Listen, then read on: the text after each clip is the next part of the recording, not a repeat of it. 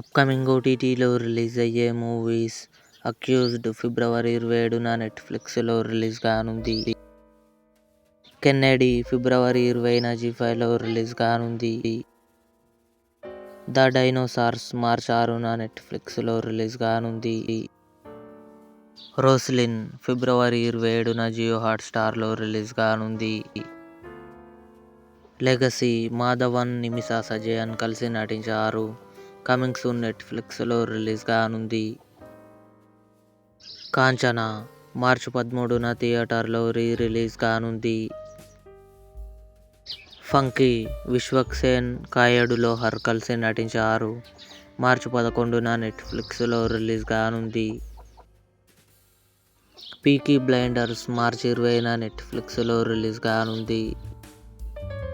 Emily in Paris season 6 December 18న నెట్ఫ్లిక్స్లో release కానుంది.